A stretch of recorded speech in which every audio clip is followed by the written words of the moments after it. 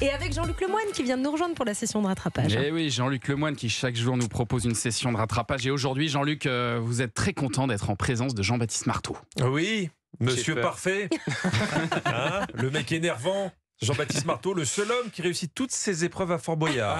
C'est vrai. C'est moche. C'est vrai qu'il est fort. Alors, je suis pas jaloux, hein, mais cette année, j'espérais fortement un petit échec. Vous étiez dans l'émission du 15 juillet et là, vous deviez sauter sur 5 ballons au-dessus de la mer pour arracher un indice. Bah, vous l'avez vu. Un jeu d'enfant pour JB. Toi, tu es Monsieur Chance. Tu as toujours réussi ce que tu avais à faire. Pour l'instant. Bonne chance à toi. Et 1, 2. La vie parfois fait plouf. Oui, il est tombé. C'est méchant. Mais moi, ça m'a fait un bien. Mais vraiment, ça vous rend humain, Jean-Baptiste. Ouais. Vous avez aussi été voir le père Fouras. Tout à fait. Le père Fouras qui ose tout. Je sais qu'on doit vous le faire depuis votre tendre enfance, mais je me suis dit, mais est-ce que vous êtes bon en bricolage? Oh non, Mais oui. si. Il a osé. Mais il a osé marteau, L'épreuve du bricolage. marteau et du clou, ouais. Et il a dit, Jean-Baptiste, on n'avait pas fait depuis l'école primaire. C'est ça. Oui, en plus, il a eu le droit à l'épreuve du clou. Mais Non, pourquoi ouais. vous posez pas ce genre de questions, Thomas? Genre, Jean-Baptiste Marteau, est-il vrai qu'il n'y a que Thor qui peut vous soulever? Voilà, oui, bon, d'accord. des questions de qualité, il y en a plein. Je peux vous en trouver quelques-uns. Je crois, Jean-Luc, que vous êtes intéressé aussi à une émission qui cartonne sur M6 et dont on pourra suivre un nouvel épisode ce soir. Oui, L'amour est dans le pré. L'émission de tous les risques. Hein, l'émission où tu peux te retrouver en speed dating avec un agriculteur qui parle comme Taz, le diable de Tasmanie. Anissa, vous pensez que j'exagère? On écoute. Tu racontes un type, mais le mec il est assez bête. On me dit, mais t'as pas les blagues avec l'endroit, tu vois jamais. Mais si, il dit, une fois dans le tracteur, tu as le poste, il te raconte des blagues. Non. Tiens, si, il a trouvé, il fait devenir accro. Non, mais il y a un truc à faire. Non, qui peut me résumer ce que vient de dire Didier? Jean-Baptiste, vous qui êtes la seule personne digne de confiance ici. Écoutez, j'ai manqué la traduction simultanée.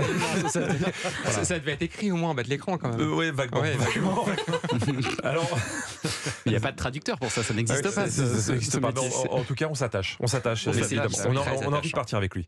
Alors, on a vu Roméo lundi dernier qui avait reçu beaucoup de courriers après les portraits. Et pourquoi? Car il avait eu la bonne idée de nous dire que c'était un champion.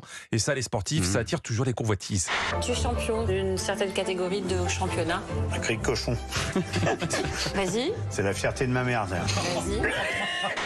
Ça marche toujours. C'est séduisant. Disons que quand tu fais ton portrait, normalement, tu mets ce qui te met le plus en valeur. ton best.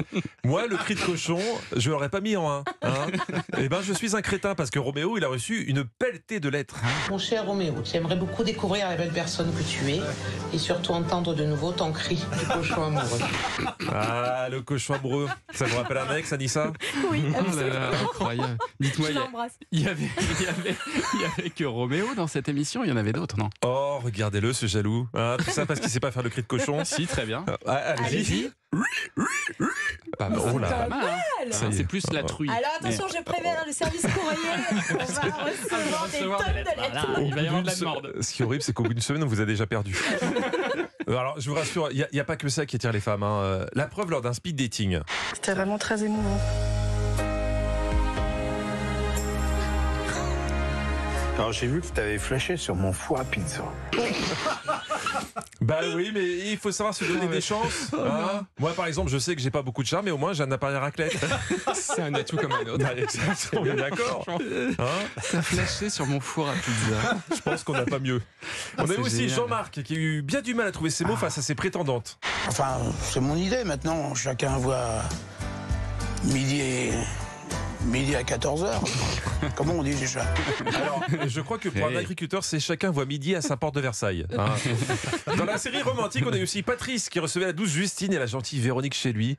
Et il avait acheté une tourte au fromage pour leur premier repas ensemble. Ça partait bien. Exactement. Petit extrait de ce déjeuner de rêve. Ça a l'air appétissant, mais mon estomac, il le supportera pas. Qu'est-ce qui t'arrive? Ça me donne des diarrhées. Je vais aux toilettes direct. Bon appétit, bien sûr. Oh là là, mon Garde Dieu. un peu de mystère, Justine. Hein. Donne pas tout au premier repas. Véronique, elle, c'était Madame Ah ouais. Tu pouvais lui dire n'importe quoi, elle avait toujours le même étonnement. Et tu chauffes à quoi dans cette maison? Au fioul? Ah oui. Côté de mon bureau, Ah oui. Et là, c'est quoi? ça redonne sur l'escalier. Ah oui. Ah oui. Ouais. Et ça, c'est ma chambre avec des miroirs au plafond. Ah oui. Ah oui. Et dans le coin là-bas, c'est Thomas qui s'entraîne à faire le cri de cochon. Ah oui. Ah oui. Non, mais Jean-Luc, vous n'êtes jamais content. Cette émission, ça prouve que tout le monde peut trouver l'amour. C'est un magnifique message d'espoir. Non, c'était un magnifique message d'espoir, Thomas. Malheureusement, il y a des ratés, car on a appris ça. Cette année, 2 célibataires n'ont pas reçu de courrier correspondant à leurs critères. David est l'un d'entre eux. Ça, c'est vraiment triste. Ça. Pourquoi vous nous passez ça? C'est hyper triste. C'est pas drôle du tout, ça, Jean-Luc. Je ne fais pas ça parce que j'ai honte, Thomas. Il existe parfois des drames qu'on peut éviter. Les galères de David, j'en avais déjà parlé dans Culture Média en avril. Et on avait trouvé une solution, je vous repasse l'extrait. Des fois, je parle très très vite. En plus, t'as la langue un peu qui zozote. Est-ce que c'est peut-être ça qui les fait peur? Il est très mimi en plus. Absolument. Il va recevoir au moins une lettre d'Anissa. Oui, ça c'est sûr. Alors, Anissa, on n'a pas franchi la lettre au bon tarif? J'ai dû me planter là-dedans, la droite. Oui, bien sûr. Oui. Vous pensiez que j'avais oublié? Oui. Donc Thomas, vous attachez pas trop la dame, elle va faire ses valises et elle part à la ferme dès 11h. Il en va de l'honneur d'Europe 1. Merci Jean-Luc Lemoyne, on compte sur toi Anissa évidemment. Faut rien dire dans cette émission, c'est incroyable. Merci Jean-Luc et à demain.